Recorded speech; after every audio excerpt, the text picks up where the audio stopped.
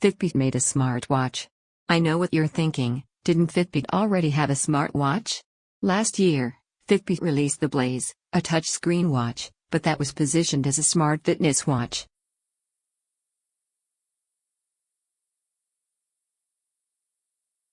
Now, Fitbit has its own operating system, its own platform for apps, and some partnerships with brand name app makers.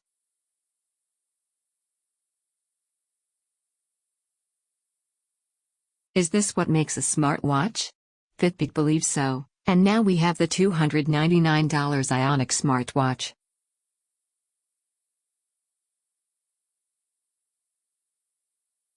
Didn't know what to expect with the Ionic. This may be due to the fact that the Ionic is arriving well after other smartwatches, or maybe because Fitbit faced challenges actually producing the watch.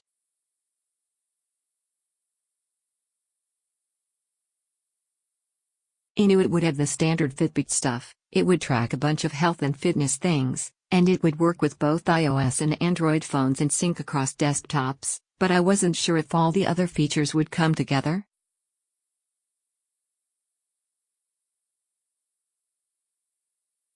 The Ionic exceeded my expectations. Its fitness tracking has improved from earlier Fitbits, it has just enough apps and watch faces right now to be useful but not overwhelming.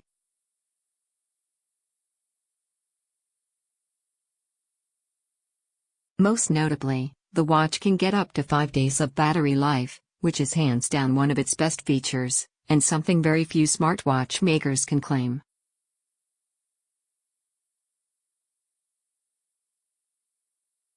Its biggest flaw is that it is not, in any meaningful way, an interactive smartwatch.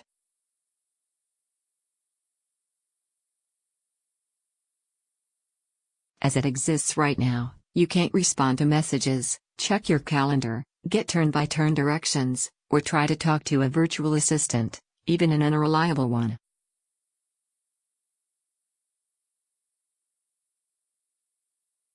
Also, its looks. I should probably mention its looks. The Ionic is angular and hard-edged, with noticeable bezels and a chunky, railroad-style strap that drove me crazy.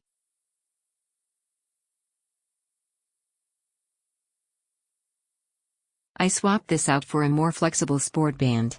It has a slightly domed display, but at first glance it looks flat.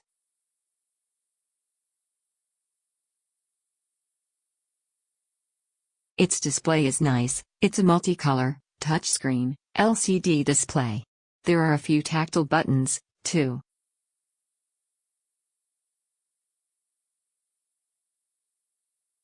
It lacks the elegance of other smartwatches, like the fluid design of the Apple Watch, or the traditional round faces of Samsung watches and Android Wear models.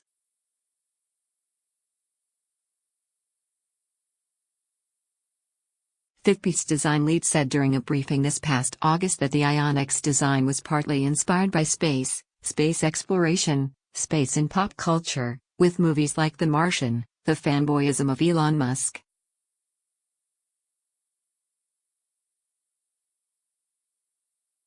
The Fitbit Ionic lacks the elegance of other smartwatches. You see where they were going with this, but it feels like a forced effort to appear more edgy.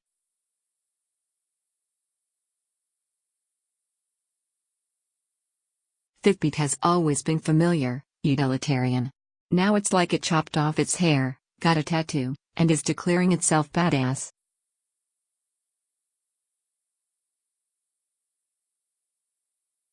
But to be fair, I also didn't like the looks of the Fitbit Blaze, and that ended up being a popular watch.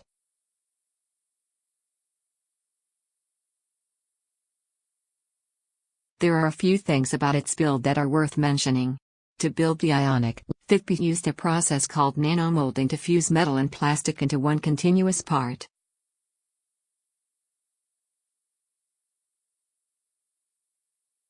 This is a process that's used a lot in smartphones and tablets, but not often in wearables.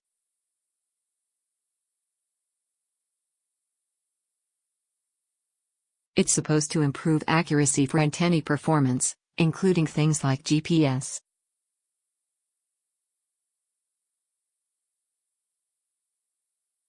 The Ionic also has a new heart rate sensor module, You can see the difference in the patterns of optical sensors when you compare the Ionic with last year's Blaze, which Fitbit says is its most advanced heart rate sensor to date.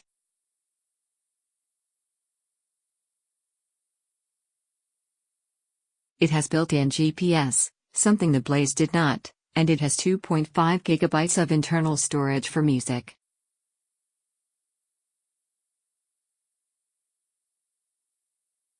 The Ionic is running a new operating system called Fitbit OS, something that Fitbit built using some of the Pebble technology and the Pebble engineers it acquired in late 2016.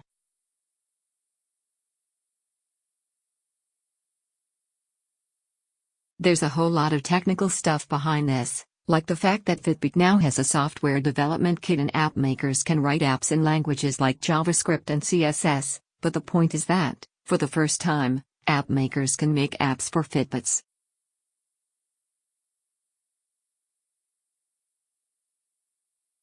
For the first time, any app maker can make an app for Fitbits. The Ionic launched with just a few app partners, such as Pandora, Starbucks, and Strava.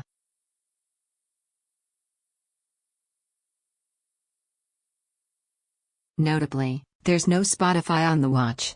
But it's reasonable to expect that more are coming.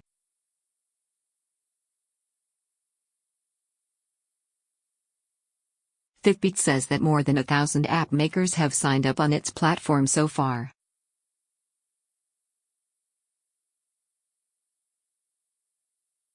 More important than the number of apps, though, is how well the thing actually works.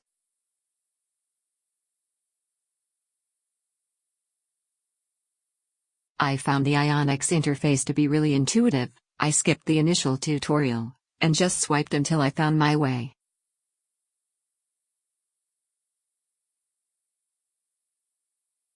The physical home button on the left side of the watch takes you to the home screen, as you might expect.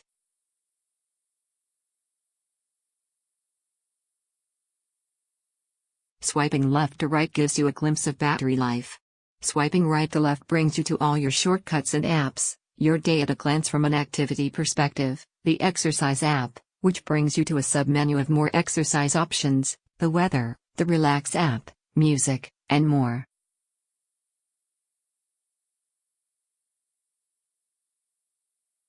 On one occasion, the Ionic kept crashing when I tried tapping on the exercise tile, forcing a reset of the watch.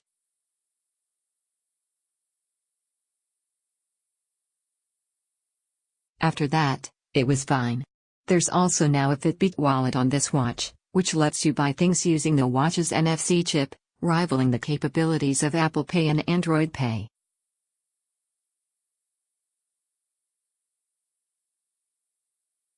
This is utilizing something called Fitbit Pay, which again, was built on top of the technology that Fitbit acquired when it bought a company called Coin.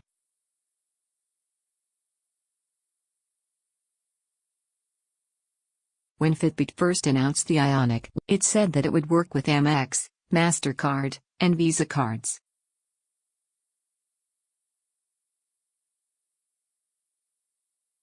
However, right now on its support page, Fitbit simply says it works with many of the major credit and debit cards from top banks and card issuers, and that customers should check back soon for a list.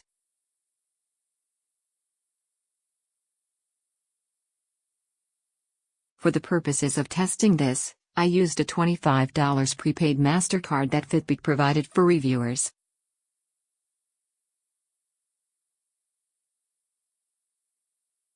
Paying from the watch worked fine at a nearby market with an NFC payment terminal.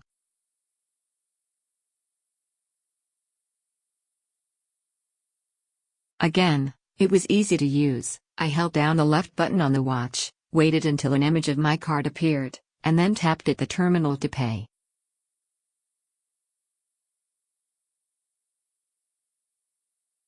Once you set up payments on the watch, it becomes passcode protected, requiring a 4-digit PIN for you to not only pay, but to do anything on the watch after it's removed from your wrist.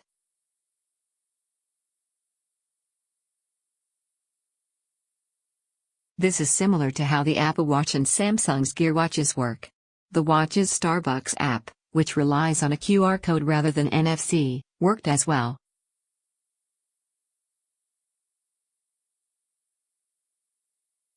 And then there's swiping up on the watch for notifications. The Fitbit Ionic will show you notifications from your smartphone, just like other Fitbits do.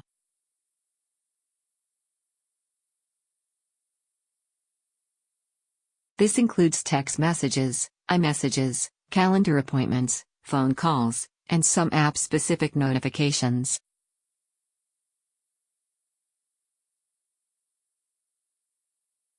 However, you can't interact with these. You can swipe to delete notifications one by one.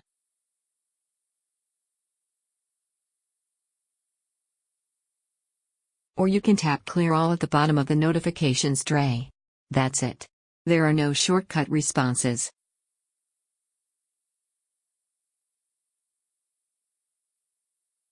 Since there's no microphone or speaker on the Ionic, you can't dictate anything to it.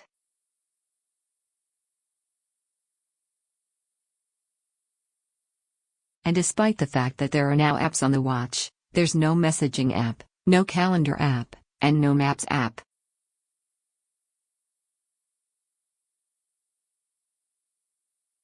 There are no shortcut responses, and since there's no speaker or microphone, you can't dictate anything to the watch. This is one of the least smart things about this smartwatch right now, considering that a lot of people buy smartwatches because they like the idea of brief glimpses of, or fleeting interactions with, notifications.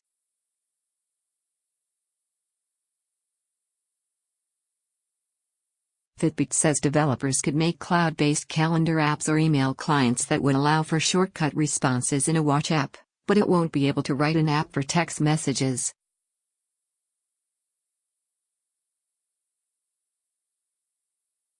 Not all smartwatch makers do notifications well. Garmin smartwatches, for example, often don't offer the ability to interact with notifications, either.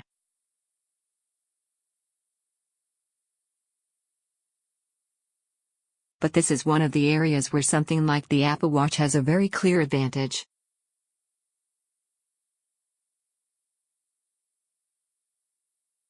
By now you're probably wondering about health and fitness, because, well, it's a Fitbit after all.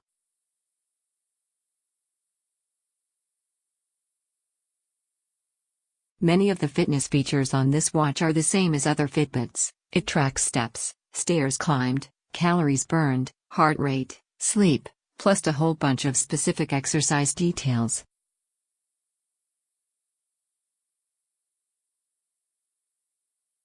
It still does that auto-track thing where it will recognize and record an exercise, even if you don't actively press start.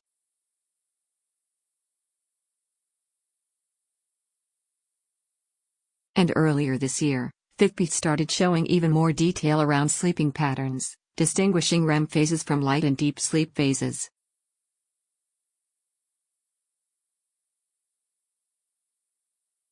But there are new things. The heart rate sensor is supposed to be more accurate. In fact, it now includes a relative SpO2 sensor for measuring oxygen saturation in the blood, though this sensor is dormant right now.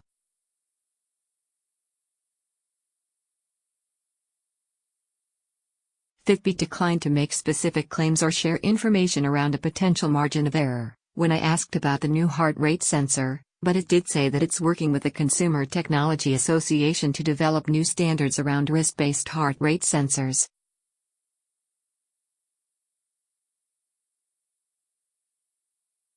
In my very unscientific testing of the heart rate sensor during a couple of spin classes where I compared the Ionic's wrist reading to a reading from a chest strap, I did notice some discrepancies.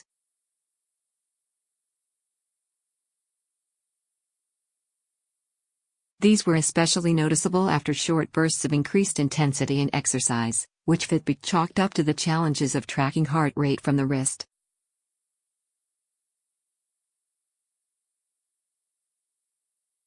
At the end of class, the beats per minute averaged out to be the same. But in either case, these kinds of tests should be done over longer periods of time, and in a more controlled setting.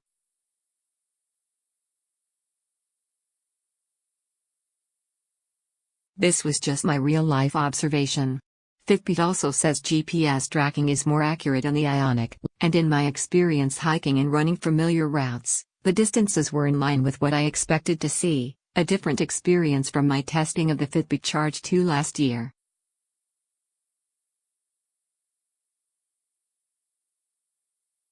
But again, I'm basing this on a relatively small sample of data so far. So how does all of this compare to the Apple Watch? One other new feature is that Fitstar, yet another company Fitbit acquired, has evolved into a self-contained workout app on the watch called Fitbit Coach.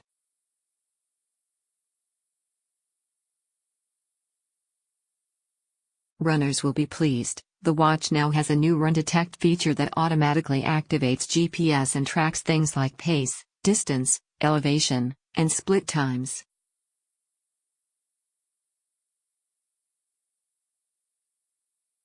It also auto-pauses during breaks in your run. So how does this all compare to the Apple Watch? They have similar yet different approaches.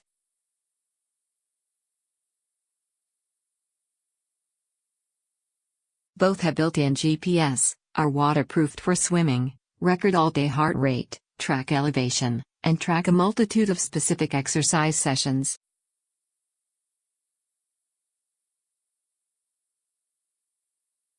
Both also track your overall activity throughout the day, and send nudges for you to move. The Fitbit Ionic tells you how many more steps you should take to reach an hourly goal. The Apple Watch says time to stand. I think the Apple Watch is better at these kinds of health and fitness notifications overall, whether it's during workouts, afterward, or at the start of each day, especially with its newest software.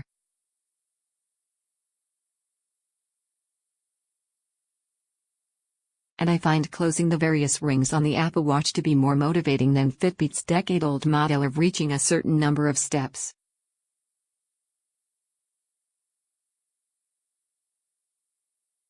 But the Apple Watch only works with iPhones, Fitbit works with all smartphones. And Fitbit has one other big advantage.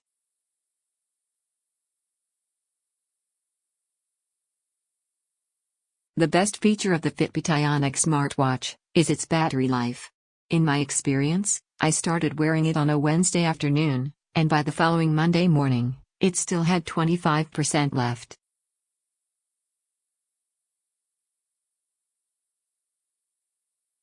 I charged it at that point, because I didn't want it to die during a GPS workout, but it made it nearly 5 days.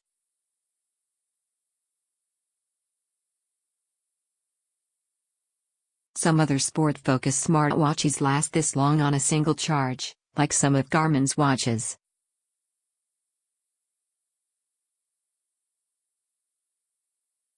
But the Apple Watch, and many Android Wear watches, last a day or two on a charge, sometimes less, if you're using GPS or LTE.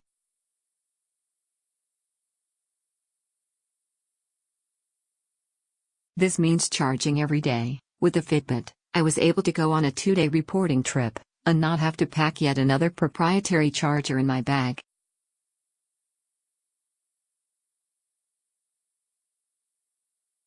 Of course, there are things that will impact this, like if you have the display always on, which I did not, or if you use GPS continuously, which will only last about 10 hours.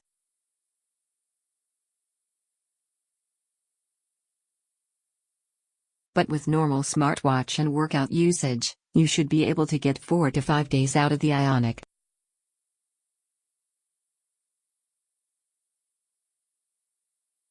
As a fitness smartwatch, the Fitbit Ionic is a solid choice, even more so than the Blaze, which didn't have built-in GPS.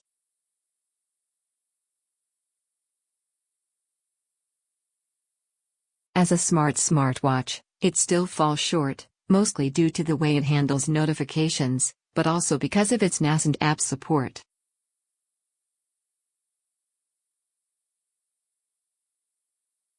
So whether to get the Fitbit Ionic over another smartwatch comes down to the question of what you think a smartwatch is for, and again, what mobile phone operating system you're attached to.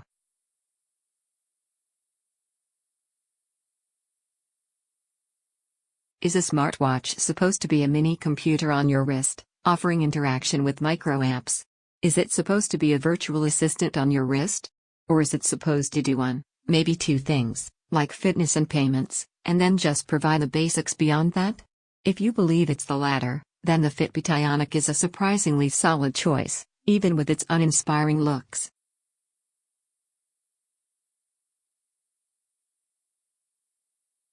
If you want true integration between phone and watch, you're better off with an Apple Watch.